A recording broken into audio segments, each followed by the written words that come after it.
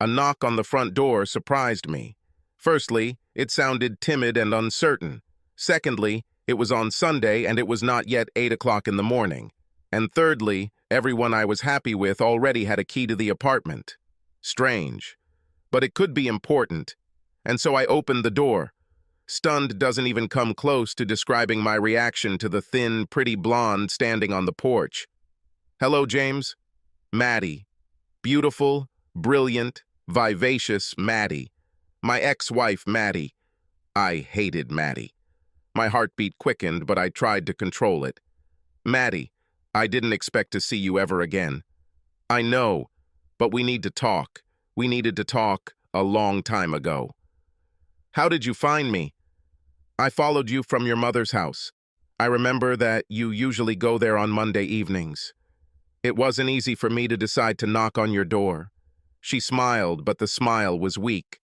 She seemed unsure, which was completely unlike her, but at the same time definitely determined. "Can I come in?" "What do you want, Maddie?" "Please, James, give me 5 minutes and then I'll leave." I sighed dramatically, which had always been the extent of my resistance to Maddie's demands.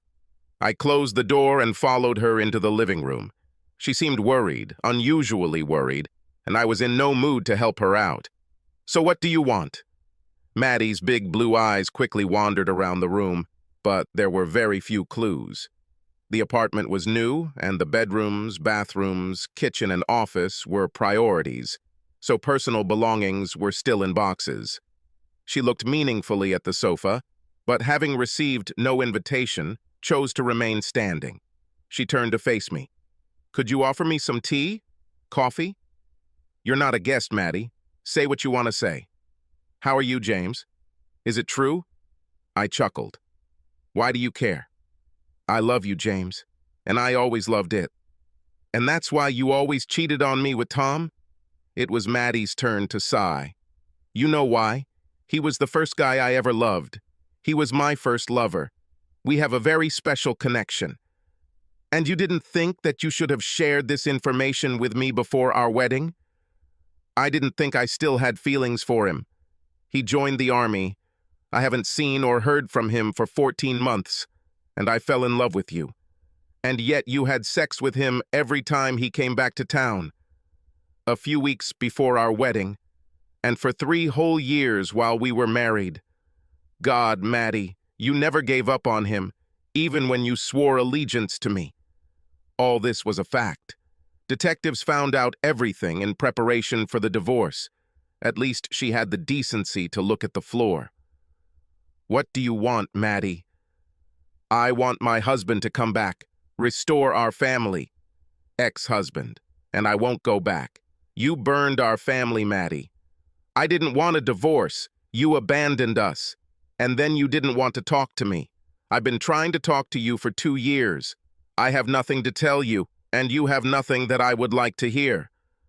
"You wanted Tom. Use it." "I wanted to be with you. I just wanted him too from time to time.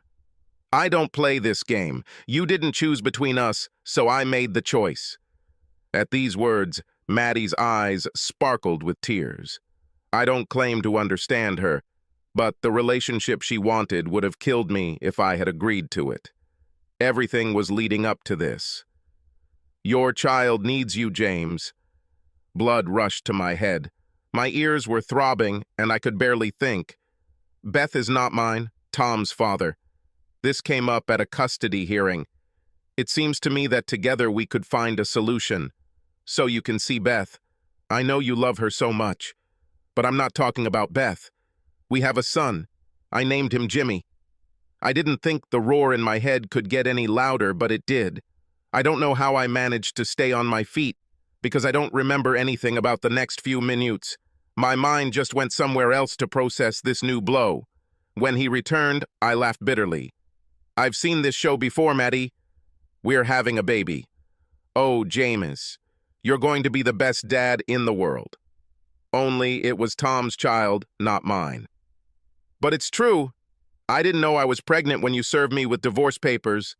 And when I didn't get my period, I thought it was because of stress. And when I realized that I was pregnant, we had already signed everything. and Tom and I were making plans for the future. So, what part of your plan for the future brought you here? I'm here because I love you. Bullshit. Your attitude towards me demonstrated this. Her tears burst out and rolled down her cheeks. They seemed sincere, but with Maddie, you couldn't really be sure. Jimmy needs his father, and Beth misses you terribly. Me too. Beth was not even 2 years old when we broke up. She was without me longer than with me. And you could have found me any time since I moved. What's really going on, Maddie? She lowered her eyes again, and tears rolled down from her long eyelashes. Tom left a few months ago. I don't know where he is, but he said he won't come back. Never. Why? Maddie hesitated. He couldn't come to terms with the fact that Jimmy was your son. I couldn't help it. I smiled evilly. Well, then you made a bad choice. Please, James, I beg you. I love you. Children love you. We're supposed to be a family. We belong to each other. This is serious. Who is listed as the father on Jimmy's birth certificate? Maddie sobbed, then quietly squeezed out, Tom. Then it looks like you're looking for your husband in the wrong place. No, please, James. I really love you. You are the only husband I want. The only one I ever wanted. I swear to it.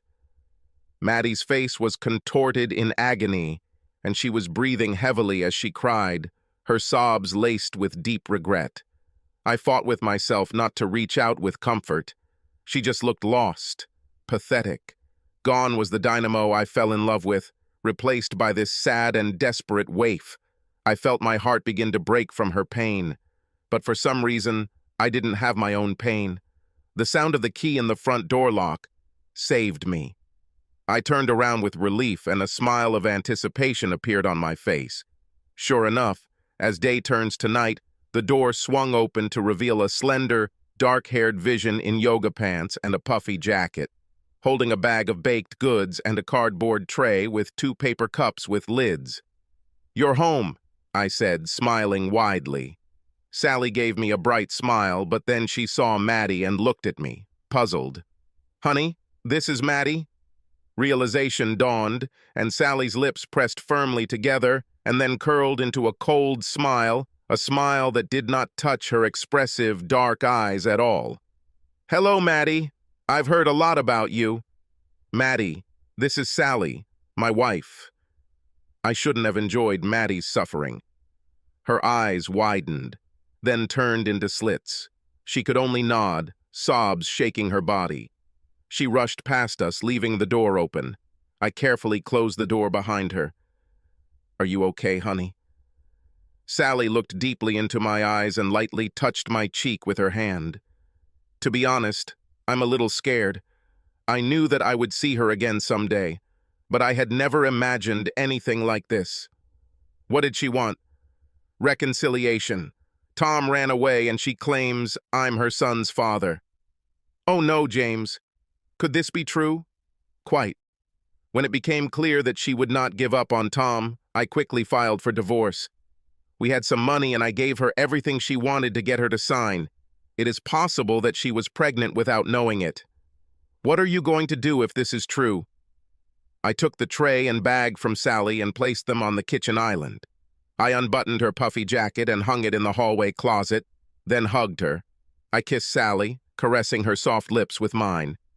What we are going to do is what we always do, my love. Do the right thing. You taught me this.